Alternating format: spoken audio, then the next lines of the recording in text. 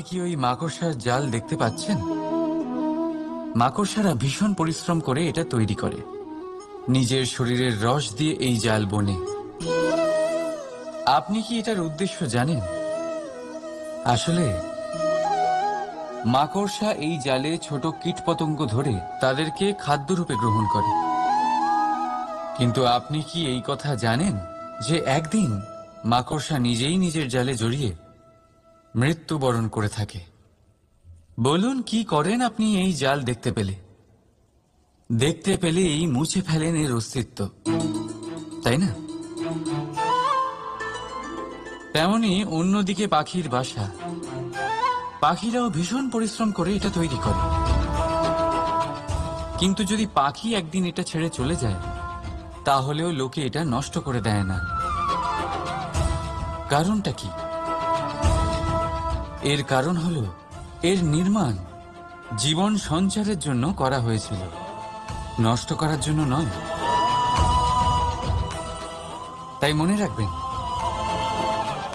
জীবনে আপনার পরিশ্রম যতই বেশি হোক না কেন, যদি আপনার লক্ষ্য শুভ না হয়, তাহলে আপনারও বিনাশ নিশ্চিত। তাই সৃজন করতেই থাকুন আর মুগ্ধ হয়ে বলুন, রাধা রাধা।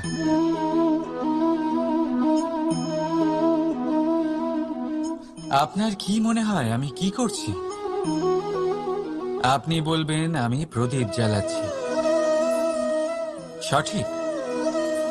কিন্তু প্রশ্ন হচ্ছে যে আমি কি আপনাকে বলেছি যে একে প্রদীপ বলা হয়? না। এই প্রদীপ কি নিজেই নিজের পরিচয় আপনাকে দিয়েছে? না। তাহলে আপনি কি করে জানলেন যে একে প্রদীপ বলা হয়? উত্তর হচ্ছে প্রকাশ, যে স্বয়ং জ্বলে অন্ধকারের মধ্যে সংসারকে পথ দেখায়, সেটাই প্রদীপ। যা নিরাশার মাঝে আশার আলো প্রদর্শন করে, সেটাই প্রদীপ। অপর দিকে আছে সাপ, যাকে না দেখেও তার ফনার আওয়াজ শুনেই লোকে ভয় পেয়ে যায়। তার মানে ব্যক্তির পরিচয় তার কর্মের দ্বারা পাওয়া যায়। তাই আপনার এটা বলার প্রয়োজন নেই যে আপনার পরিচয় কি। এটা আপনার কর্মই নিশ্চিত করবে যে লোকে আপনাকে প্রদীপ ভেবে ভালোবাসবে নাকি সাপ ভেবে ভীত হয়ে থাকবে। রাধা রাধা। সময় কত বিচিত্র হয়।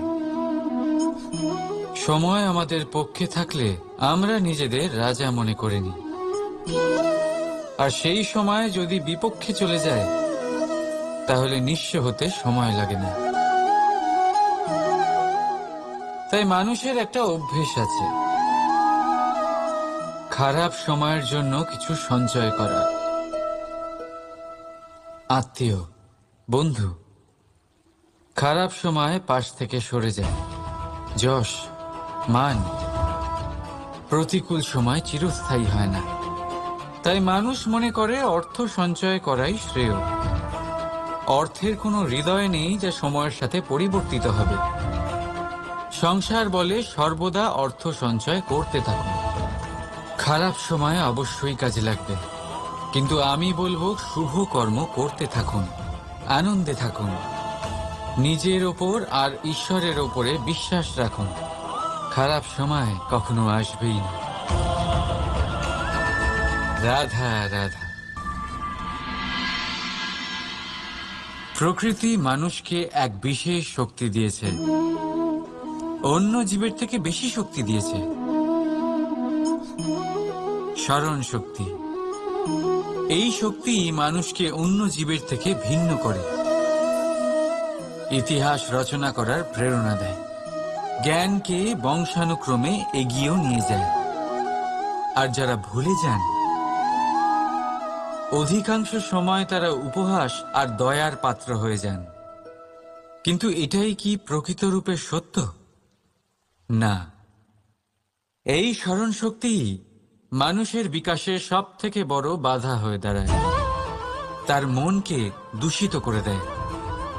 খারাপ অভিজ্ঞতা, কারোর করা বিশ্বাসঘাতকতা, কারোর কটাক্ষ বেশিরভাগ মানুষই ভুলতে পারেন না, আর তারপর প্রতিশোধ নিতে উদ্যত হন। প্রথমে সময় নষ্ট করেন প্রতিশোধের প্রস্তুতিতে, আর তারপর সময় নষ্ট করেন প্রতিশোধ নেওয়ার সুযোগ খুঁজতে। যদি সন্তুষ্টি পেতে চান, যদি জীবনে আনন্দ পেতে চান, তাহলে স্মরণ শক্তির সদ্ব্যবহার করুন।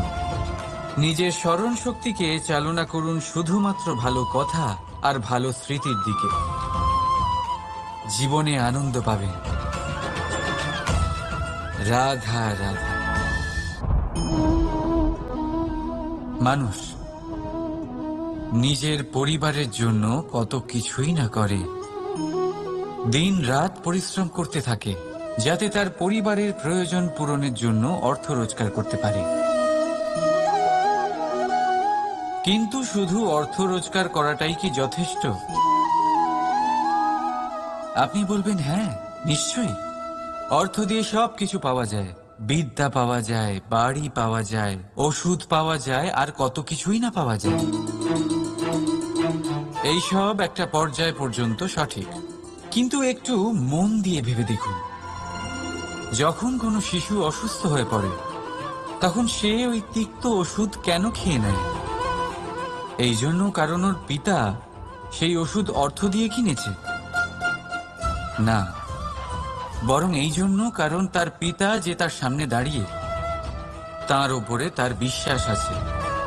বিশ্বাস আছে যে উনি তার কিচ্ছু হতে দেবেন না। এই বিশ্বাস, এই সংস্কার, এই শিক্ষা কখনো অর্থ দিয়ে পাওয়া যায় না। এটা পাওয়া যায় সেই সময় থেকে যা মাতা পিতা তাদের সন্তানের সাথে কাটিয়েছেন। তাই জীবনে অর্থ অবশ্যই উপার্জন করুন, কিন্তু নিজের পরিবারকেও সময় দিন, আনন্দ পাবেন। রাধা রাধা।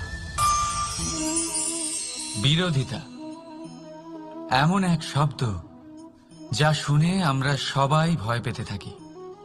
যদি কেউ আমাদের বিরোধিতা করে তা আমাদের সহ্য হয় না।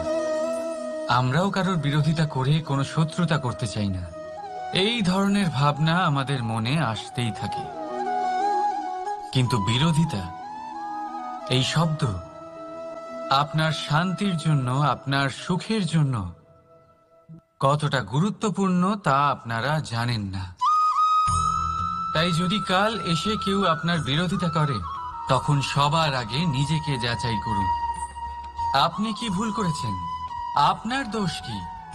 নিজের মধ্যে কি ত্রুটি আছে সেটা বোঝার চেষ্টা করুন, নিজেকে সংশোধন করার চেষ্টা করুন, তারপর দেখুন বিরোধিতার এই আগুন আপনাকে স্বর্ণ থেকে কুন্দন বানিয়ে তুলবে। বলা হয় এই সংসারে খারাপ বেড়েই চলেছে, কিন্তু তার কারণ এ নয় যে খারাপ মানুষ বেড়ে চলেছে।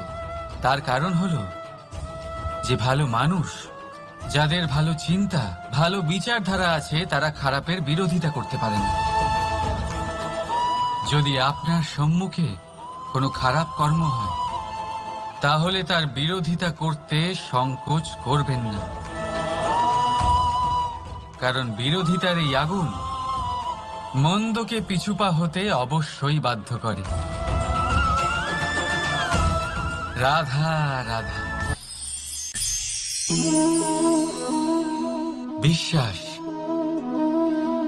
জীবনে বিশ্বাস কতটা গুরুত্বপূর্ণ। একজন স্ত্রী তার স্বামীর হাত ধরে যে কোনো জায়গায় যেতে পারেন, এর কারণ হলো বিশ্বাস। তার নিজের স্বামীর ওপরে বিশ্বাস আছে। যখন একজন মা তার ছোট বাচ্চাকে কোলে তুলে হাওয়ায় ওঠায়, তখন সেই বাচ্চা ভয়ভীত হয়ে যায় না।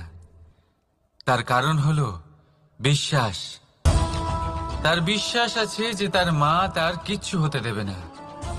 এক বৈদ্যের দেওয়া ঔষধ সন্তান কিছু না বুঝে শুনেই খেয়ে ফেলে।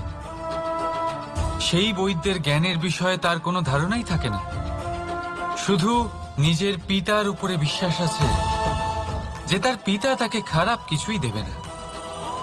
যখন এই সংসারের প্রতিটা বন্ধন বিশ্বাসের উপরে দাঁড়িয়ে আছে, তাহলে কেন এই বিশ্বাসকে আমরা জীবনে আনতে পারি না?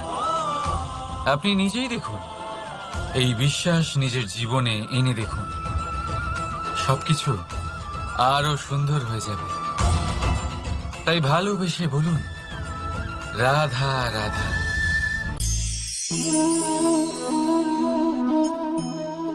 অহংকার, এই শব্দটা সবাই শুনেছেন। বহু মানুষকে আপনি এটা বলতে শুনেছেন যে ওই ব্যক্তির অহংকার আছে, ওই মানুষটির ক্ষমতার অহংকার আছে, ওই ব্যক্তির নিজের রূপ নিয়ে অহংকার আছে, ওই ব্যক্তির নিজের অর্থের অহংকার আছে, ইত্যাদি ইত্যাদি। কিন্তু এই অহংকার, এর অস্তিত্ব হয় কি করে? এবারে একবার এই হাতটা দেখুন। যদি এই হাতের 5 আঙ্গুল উঠে দাঁড়ায়, আশীর্বাদ। আর যদি এই হাতের 5টা আঙ্গুল একসাথে মুঠো হয়ে যায়, শক্তি, সংকটের বিরুদ্ধে ঢাল। কিন্তু এই একটা আঙ্গুল সংকটের কারণ হয়ে দাঁড়াতে পারে। এই একটা আঙ্গুল শত্রুকে আহ্বান জানায়। এবার অহংকার বলে এই শব্দটাই দেখেন। আমাদের থেকে আলাদা হয়ে গেলে হয় অহং। অহং অর্থাৎ ব্যক্তির মনে হয় যে সে আপনদের থেকে, নিজের বন্ধুদের এবং সঙ্গীদের থেকে, নিজের পরিবারের থেকে অনেক উপরে, অনেক শ্রেষ্ঠতর সে। কিন্তু মনে রাখবেন, এই অহংকার কোনো ব্যক্তির অস্তিত্বের বিনাশের প্রথম ধাপ। তাই ঝেড়ে ফেলে দিন এই অহংকারকে, আর বিশ্বাস করুন আমাদের ওপর, কারণ তখনই আপনি শান্তি পাবেন। আর সেই শান্তির সাথে বলে উঠবেন, রাধা রাধা।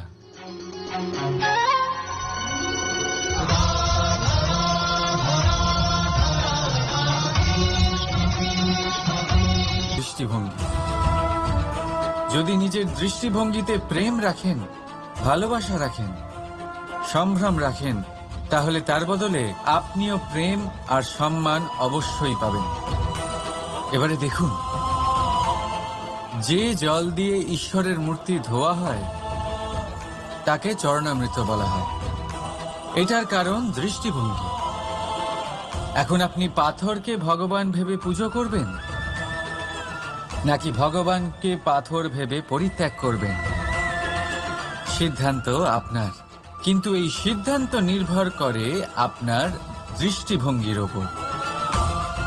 তাই নিজের দৃষ্টিভঙ্গি শুভ রাখুন, নিজের দৃষ্টিভঙ্গিতে ভালোবাসা রাখুন, আর আনন্দে বলুন, রাধা রাধা। বড় বড় রাজমহলের, বড় বড় ইমারতের চূড়া কত সুন্দর হয়, কিন্তু আপনি কি কখনো এই বিষয়ে ভেবেছেন যে এই সুন্দর চূড়ায় পৌঁছতে গেলে আপনাকে পৃথিবীতে পা ফেলতেই হবে? সেই সুন্দর চূড়ায় পৌঁছে দীপ্তি পাওয়ার জন্য আপনাকে একটা কঠিন পথ অবলম্বন করতেই হবে।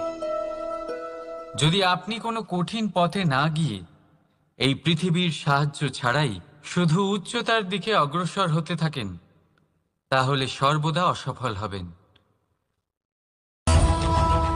সেই জন্য নিজের স্বপ্ন পূরণের এই যাত্রাতে নিজের পথ কখনোই হারাবেন না, নিজের পথ থেকে সরবেন না। যদি এমন করেন, তাহলে তো আপনার স্বপ্ন পূরণ হবেই না, তার সাথে আপনি নিজের পথও হারাবেন। রাধা রাধা। কৌতুক অর্থাৎ হাসি, এটা জীবনে কতটা গুরুত্বপূর্ণ। আমরা সর্বদাই হাসতে চাই, আমরা সর্বদা অন্যের মুখে এই হাসি দেখতে চাই। কিন্তু এই কৌতুক, এই কৌতুক অনেক প্রকারের হয়, আর এই কৌতুকের ভিত্তি কি সেটাও খুব গুরুত্বপূর্ণ। কৌতুক কেবল তখনই পাবেন যখন তা শুদ্ধ মন থেকে আসবে। কৌতুক তখনই পাবেন যখন তা সামনের জনকেও হাসিয়ে তার কষ্ট হরণ করবে। এবারে যদি কৌতুক হিংসার থেকে বেরোয়, তখন তা কটাক্ষ হয়ে যায়, সামনের মানুষের মনে আঘাত করে। তারপরে সে তৈরি থাকে যে কখন আপনার উপরে আবার প্রহার করতে পারবে। তাই যদি হাস্য কাউকে ছোট করার জন্য হয়, তা হাস্য নয়, উপহাস হয়ে যায়। আর তা সামনের জনকে আনন্দ নয়, শুধু অপমান দেবে। আর অপমানিত ব্যক্তির মন তিক্ত হয়ে থাকে।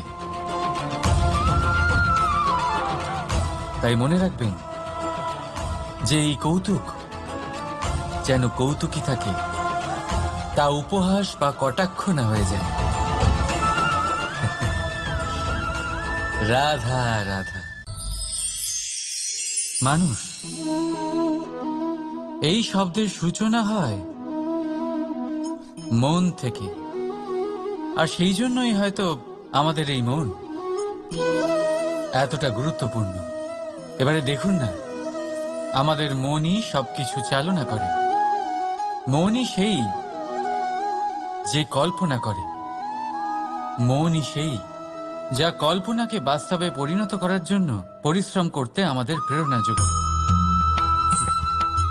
মনই সেই যা লোভের জালে জড়িয়ে পড়ে।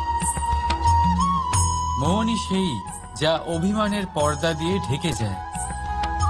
আর এই মনই সেই যা আপনাকে বিনাশের দিকে টেনে নিয়ে যেতে পারে।